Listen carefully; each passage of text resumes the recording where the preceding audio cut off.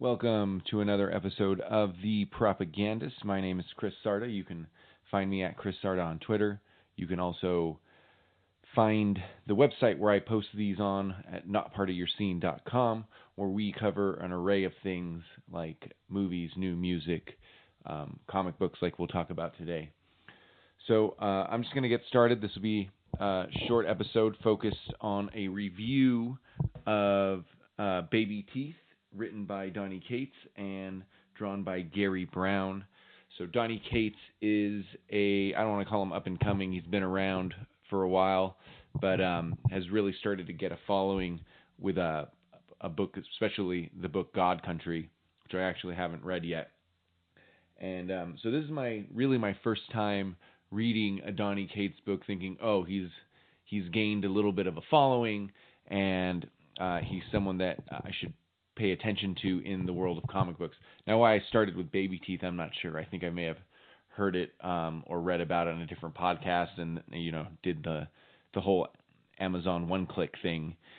So I'm starting with Babyteeth. I'm actually in the middle of God Country now, but Babyteeth is a horror book, and pretty much you're sort of foolish if you can't see it right from the beginning with the cover of the graphic novel. It has a really toned down picture of a baby with blood around its face and fangs, and the first issue's cover is a pregnancy, one of those pregnancy tests, one of those pee on your stick tests, and instead of there being a line or no line, it's a pentagram. So very clearly a horror book, and it's you pretty quickly get the fact that the baby is some kind of evil. You're not sure if it's something smaller like a demon, or what you really find out is that he's supposed to be the Antichrist, supposedly, later on in the series. I should say, so that's revealed pretty soon, so that is a spoiler, but I should say there's going to be spoilers in this review and this open-ended discussion, so keep that in mind. Please don't listen if you want spoilers for Babyteeth. My overall thoughts on the book is that it is actually very good. It's creative, even though it has that Rosemary's Baby sort of feel, evil baby kind of feel to it. It is still definitely creative. There's some cool, interesting things that can only happen in comics in it. Something that I pointed out separately in a review of East of West, written by Jonathan Hickman. So there's a few cool, quirky things, like this demonic fox or raccoon that comes from apparently hell or some different dimension. We've only gotten a little bit of him. And then, the other comic book tropes like assassins coming down and some interesting violence, not just, copious amounts of it, but the violence is what you would expect from a horror book, and not without reason. It all fits into the story. So the book overall, the writing is really interesting. The art is very good. This is, as far as I know, my first foray into Garry Brown's work. I think something also important to point out is the coloring. It has a very dry, sort of real sort of thumpy sort of coloring that really sets the mood. Darker tones, as you would expect from a horror comic. So this all works. Sometimes I'm not sure if it mixes well with the pencil styles, but then other times the styles really do converge, and the mood is perfect. It really sets the tone and the mood, especially considering the pencils don't have some super detail. They look like they're actually pencils, not fixed up on the computer like a lot of other artists do, which is not bad, by the way, just style. So the book overall is very cool, and I can see a lot of seeds being planted for future stories for sure, and it's not just going to be the same old with this baby being evil and the little mystery surrounded it. So you can see there's a lot more assassins. You can see that there's the government's conspiracy going on. A pretty good cliffhanger coming full around with a plane on fire. So all of this had to happen recently. It's not like that the story advances so far ahead that the baby has already been, taken over the world or committed some huge atrocity. It probably committed some atrocity, but so the only thing that I have against the book is how much I hate only getting a 5-issue arc or 5 issues in a graphic novel, especially when it's a full price graphic novel at $15 for the full thing. There's just no sense or reason to have bought it, because basically I've paid $3 per issue, and at the end I have to admit the cover art. There's a bunch of alternate covers in the back and different artists that drew stuff for it. So I have to admit some of that art is very cool, but it's never enough for me. When you buy a graphic novel, I mean, this should be a graphic novel should be a collection. It shouldn't just be an asshole way to put a bunch of things together to reprint it and make some extra money, So I'm unhappy with that. It seemed to end in a certain cliffhanger that, I don't know if they could have added another issue. I actually bought issues 7 and 8 here, which I'm holding in front of me, which look cool, but I thought that it was a 6-issue arc or a 6-issue. I thought Volume 1 was going to be 6 issues, and it was not. So that's really the only thing I have against it, and I will complain about that every time it happens. It is clear very early on, like I said before, that the baby is some type of evil. By the second issue, the mother, Sadie, finds out that her baby only drinks blood. When the baby was being born, there was some kind of earthquake sort of event that happened, freaked her and her sister out. So, right away, just from the art, it's not really kept secret except for some, basic storytelling tropes that the baby is evil.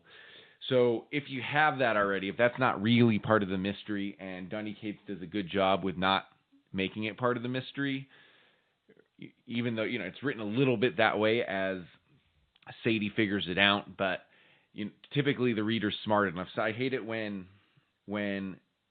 a writer acts like something is a mystery or they're not letting the reader in on something in the actual writing of the book, but the marketing or the covers of the book or the summary of the book really just gives it away, and you have to basically go through half the narrative knowing what's going to happen, yet that the author doesn't take you as an intelligent person to figure it out necessarily. So Donny Cates doesn't do that.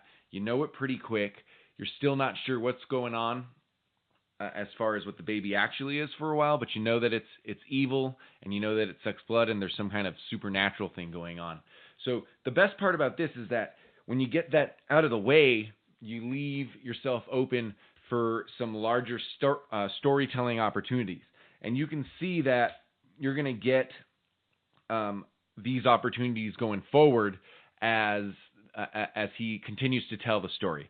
So there's a group called the Silhouette, which is some Illuminati type group, which seems very important to have the baby killed because it's probably the Antichrist. There's another group that seems to worship him, that we meet this shadowy character at the end of the arc. So he's still a mystery. He just helps kill one of the assassins. Working for the Silhouette in a sort of mercenary type role are certain assassins. We get to know one. She dies right away. And like I said earlier, there's also like a cartoony raccoon that seems to come from a different dimension that who knows whether is a friend or a foe. On the back of the volume, this demon raccoon is sort of holding and hugging the baby. So it'll be interesting to see what happens there, where Donny Cates goes with that piece of the story. Another good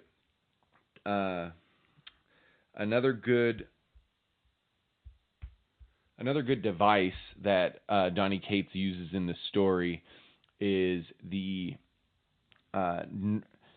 nervous, untrustworthy narrator who is Sadie.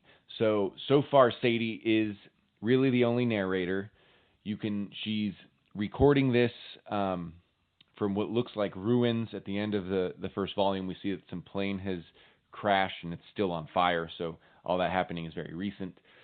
So right off the bat that she's a bit of a untrustworthy narrator. There's also some nervousness there, and within that device, Donny Cates does a thing where he sort of introduces things that will happen in the future. So within that device, within that untrustworthy narrator, we have Sadie basically getting ahead of herself in the story. So she'll start talking about the silhouette, and it's a way to introduce the silhouette, even though their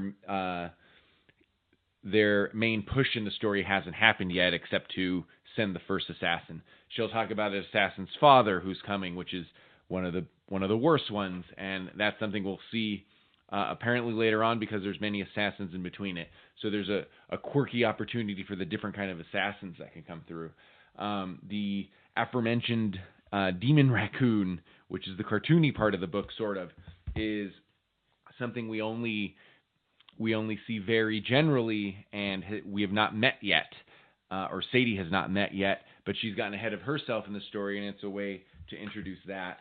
And the third person that was introduced early and had barely gotten introduced, hadn't gotten introduced until the last issue, is Dancy Cherrywood, which we only get introduced to. We know he's a sort of a douchebag early on in one of the early issues, and then in the fifth issue he actually comes out. So far he looks like an ally, but he also looks like someone that's on the side of keeping the supposed Antichrist alive. And then the last little conflict I'd really like to talk about is that this is being narrated by the mother of this Antichrist baby. And it's a little bit strange because that generally we would probably be on the side of getting rid of the baby if it's the Antichrist, right?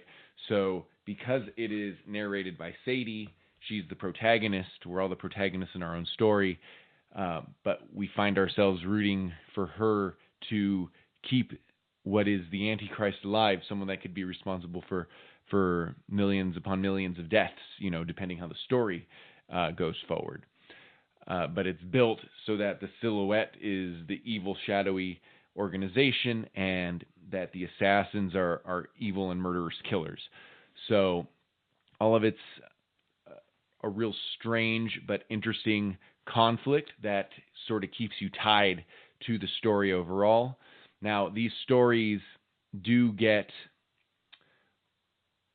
often have, which is the case of a lot of comics, often have an issue with, okay, once the initial ideas of the author are all spit out, which, maybe is 20 issues, give or take, 18, 24 issues, whatever. How does the story end? Is the author smart enough to just end the story, or does it start lingering along and you have to basically cut it off on your own? Very common to happen with manga and stuff. So there's a lot of opportunity here. There's a lot of stuff up in the air. A lot of things where you can tell that there's still more good stories coming. That all of it was in Donny Cates' head from issue 1 for the most part. It's after we get past that, I'm going to see if the story is able to hold up, or if it just pitters out, or if when these ideas are done, we're done with Babyteeth and it gets ended at the appropriate time. So overall, this book, at least volume 1, gets a recommendation for me. It's something that should be read. Donny Cates is one of the, up-and-coming writers in the comic book world, although up-and-coming is sort of weird. He's been around for a while, but his writing has really started gaining momentum, and he's someone that should be read if you are into this kind of thing. I want to thank you guys for listening to this review of Babyteeth, written by Donny Cates and drawn by Garry Brown. Please rate us on Facebook, give us thumbs up, and subscribe on YouTube, and share it with your friends and all that fun stuff. You can find us at Chris Sarda. Thank you for listening.